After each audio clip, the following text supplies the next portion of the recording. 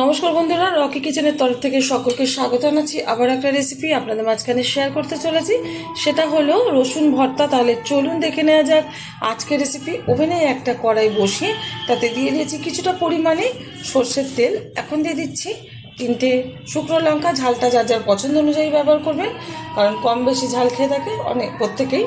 তো আমি 3টে দিলাম। এখন এই লঙ্কাগুলো ভালোভাবে আমি ভেজে তুলে নেব একটা পাত্রে। সুন্দরভাবে ভেজে নিচ্ছে।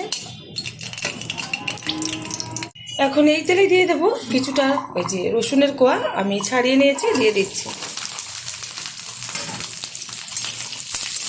রসুনটা আমি ভালোভাবে ভেজে নেব।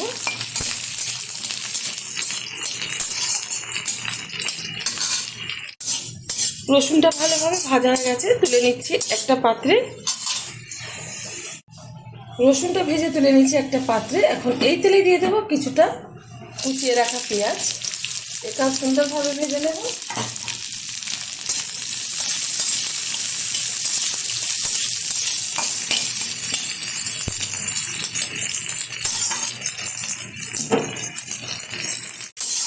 পেঁয়াজটা কিন্তু সুন্দরভাবে আমি ভেজে নিয়েছি, এই যে পুরো ব্রাউন কালার চলে এসছে।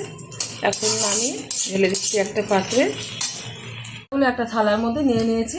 প্রথমেই এখন লঙ্কাটা আমি ভালোভাবে একটু নুন দিয়ে ডলে নেব। পরিমাণ মতো লবণ ব্যবহার করতে হবে, যতটা ভর্তাতে লবণ লাগবে। আর আজকে আমি কিন্তু অল্প করে করেছি, আপনাদের যতটা দরকার সেই অনুযায়ী কিন্তু আপনারা মাপ মতো নিয়ে এই ভর্তাটা করে নেবেন। এবার ভালোভাবে লঙ্কাটা আমি হাত দিয়ে ডলে নিচ্ছি লবণের সাথে। এখন রসুনগুলো আধ ভাঙা মতো করে দিচ্ছি, পুরো পেস্ট করবো না, তাহলে কিন্তু ভালো লাগবে না। যাতে মুখে আধ ভাঙা রসুন পড়ে, তবেই ভালো লাগবে ভর্তাটা। আধ ভাঙা মতো রসুনগুলো করে নিয়েছি। এবার সবগুলো উপকরণ একসাথে আমি ডোলে মেখে নেব। আমার এই রেসিপি যদি আপনাদের ভালো লেগে থাকে, আপনারা অবশ্যই আমার চ্যানেলটিকে সাবস্ক্রাইব করবেন, লাইক করবেন, শেয়ার করবেন। আর গরম গরম ভাতের সাথে এরকম একবার রসুন ভর্তা আপনারা বানিয়ে খেয়ে দেখবেন।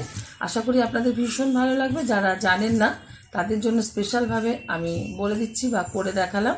যারা জানেন তাদের কিছু বলে দিতে হবে না। ভর্তাটা কিন্তু মাখা হয়ে গেছে। এখন তুলে দিচ্ছি একটা বাটিতে, মানে পাত্রে। আপনারা অবশ্যই ট্রাই করবেন। দেখা হবে পরের ভিডিওতে নতুন কোনো রেসিপি নিয়ে। ধন্যবাদ।